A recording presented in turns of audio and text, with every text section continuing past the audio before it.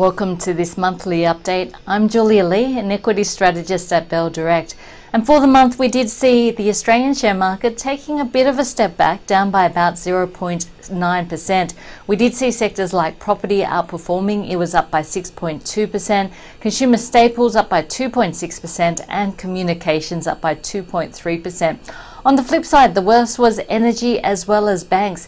And this is typical of a risk-off environment where we do see some of the defensive sectors like property, consumer staples and communications outperforming, and some of the growth areas like energy underperforming. It does also mean that small caps underperformed, with the small odds down by 1.6% for the month compared to the market, which was down by about 0.9%. By far the worst stock was Eclipse, down about 60% on the back of a profit downgrade, triggering the break of a takeover offer by McMillan Shakespeare. On the flip side, the best performing stocks were Bellamy's, WiseTech as well as Hub24. But of course, everyone's been talking about the inverted yield curve over in the US. Usually long-term yields are higher than short-term ones, and this makes sense because you get a higher yield for being in the market for longer. But inverted means the opposite. It means that short-term rates are higher than long-term rates. And we have seen US yields invert for the first time since the global financial crisis, since 2007. But I guess the thing to note is that we did see an inverted yield curve before the global financial crisis, first flashing in December 2015 and then once again in 2016 and 2017. So an inverted yield curve can signal recession. In fact, since 1956 in the US, equities have peaked after an inverted yield curve before falling into recession 7 to 24 months later. But in Australia, it's been very different. We've seen an inverted yield curve already 6 times since the global financial crisis with no recession. So I guess the question is, what does this mean for equities? The biggest impact is in terms of the banks. That's because banks borrow at short-term rates and lend out at long-term ones. If you see a flattening of the yield curve, which means that short-term yields are equal to long-term yields, that means a squeeze in margins for the banks.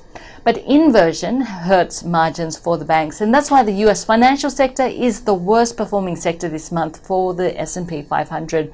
In fact, down by 3.4%. And over here in Australia, we have seen stocks like ANZ down 9% for the month and Commonwealth Bank down 5% for the month. So I guess in terms of the inversion of the yield curve, it does mean that investors do need to be cautious, although we probably won't see a recession in the US this year. Having a look at asset allocation and strategy, given some of the warning signals in the market at the moment. And as I've been saying, it is time to reduce domestic cyclical exposure and focus more on the global. Global leaders will benefit from the lower Aussie dollar, so avoiding those domestically focused, given that we are seeing a slowdown in the Australian economy being helped along by that weaker housing market. Probably moving to underweight US, the upcoming quarterly reporting season will be key, and we'll be watching to see whether there's a contraction in the growth of earnings for the US, which would be seen as a negative for markets. But also look at diversifying geographically into markets that are in an earlier part of the economic cycle, and one of these is China. So looking to be overweight China. The stimulus in China should start to have an impact in the second half of the year, and it's been one of the best performing markets so far in 2019, a bit off a very low base, but it does move in a different cycle to the US. But overall, looking to be overweight defensive and quality, screening more heavily on earnings quality and predictability, and stepping up exposure to dividend growth areas, especially in economically unsensitive areas. But underweight probably momentum as well as growth in this type of environment.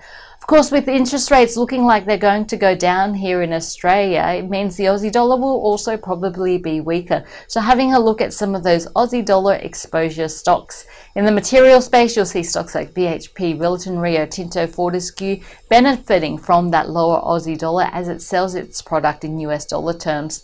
Also, high quality Aussie dollar firms include things like Amcor, CSL, as well as ResMed. And don't forget a lot of those fund managers that are operating in overseas funds, including Janus Henderson, as well as Magellan Financial Group and Macquarie. But of course, ending with a trading idea, and I guess one of the things that has probably flown under the radar is the strength that we've seen not only in gold prices, but in particular Aussie dominated gold prices. Because of the weakening of the Aussie dollar and strength in the gold price, we have seen the Aussie dollar gold price up 200 Australian dollars in the past 6 months. What you're looking for here are costs in Australian dollar terms, so mines here in Australia, and selling the product in US dollar terms. And that's why Aussie gold miners have an edge over some of the other gold miners around the world. On the big end, you're probably looking at stocks like Newcrest Mining. On the small end, I like Gold Road, GOR. And of course, there are a lot of speculative ones as well. And Bell Potter backs stocks like Breaker Resources, BRB is a stock code, Xanadu, XAM, as well as Silver Mines, SVL, as speculative buys.